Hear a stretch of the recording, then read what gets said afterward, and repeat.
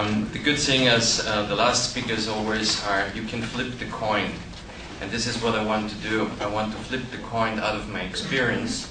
I'm, as you heard, I'm a technology guy, and I was a theologian, even this is 20 years ago, and running something here in Slovakia. I have a real experience with people working and seeing the shift. I'm more than 10 years in Slovakia.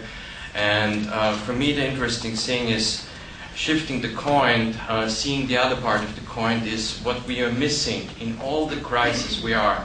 And I 100% behind that is hope.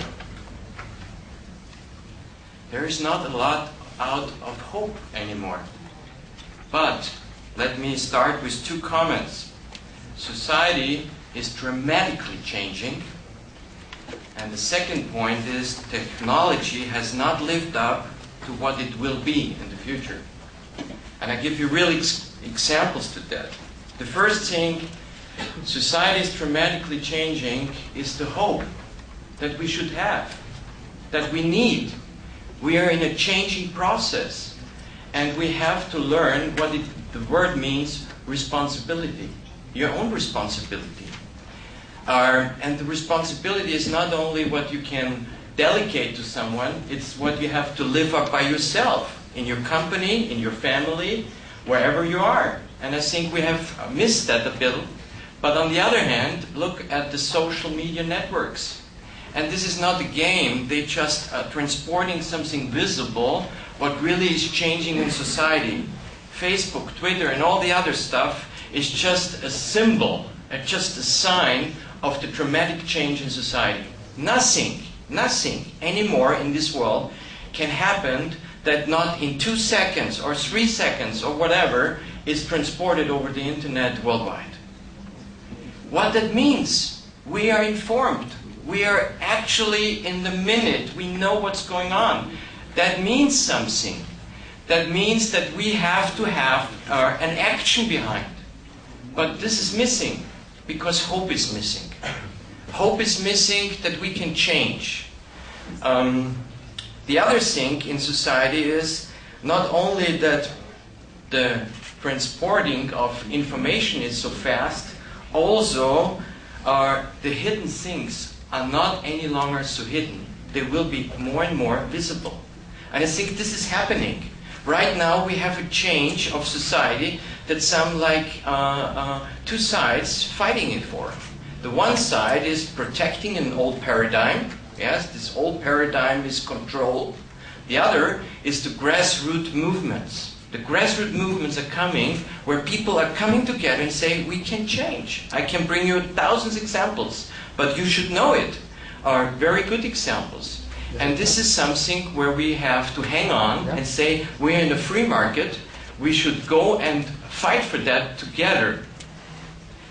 The second thing is, even we have all this great technology, it's unbelievable that we have this economical disaster. Why? Why we have all this technology and we still have this unbelievable economical disaster? I think it has to do a lot with the paradigms that people are controlling and not allowing some stuff. This will change, and I give you an example. The example is not in the fast way only, that the technology gives you the ability to search and to find the right information, but also it gives you other companies the opportunity to come up with solutions.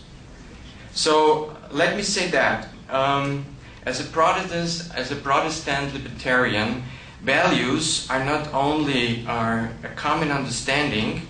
Values has an impact when you have experienced it, and this is missing in some ways. We miss the experience of these values we are fighting for. Two little things. We have heard a lot about freedom. 20 years ago here, there was not really a lot of freedom, or 30 years ago. Today it seems like that we have the freedom more, not the freedom of speech, we changed it to the freedom of buy good things, and now we are thinking and we are in the process to understand we have a freedom what we have and it's changing, that we have to fight for. A personal comment to that. My personal family has suffered a lot in concentration camps and in other camps for their freedom.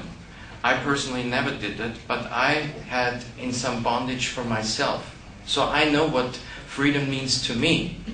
And this is why in my company, our freedom is a very high value, a value that people can live up. And that's my hope, because I see that the young guys are, we have a lot of programmers, they really give their lives for some values when they can hang on and they have a hope that this is changing for them. And I think that makes me optimistic to see the other point of the coin, the other side of the coin, and this gives me a lot of hope. And let me conclude and close with that. Nothing in life is coincidence, nothing. When Barbara Coltman said, you have the freedom if you have time, because one of my big customers is right now in Bratislava, and you will see if it works out, you can come. I said, but we will see. So I called and I said, yes, I will come. Coming here with the car makes no sense because you have no parking space. So I called, my secretary called a cab. And the cab came and he drove me here to the hotel, to the conference room.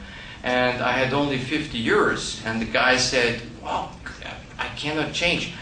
You get a free ride. And then I was coming into the room and I got even a free lunch. So I got the free ride and I got the free lunch. That doesn't diminish what my honorable speakers before me said. But we have always two sides. What is my responsibility right now? My responsibility is to call. I took the phone and said to the cab driver, give me your number, I call you, and you give me a ride back to my office, it's not too far from here, and pay you there. And I think this is the part, not because I'm so good, it's just a part of responsibility that we all have to take. And believe me, we need hope to go forward for free speech, for free life, for liberty, to be real free. Thank you.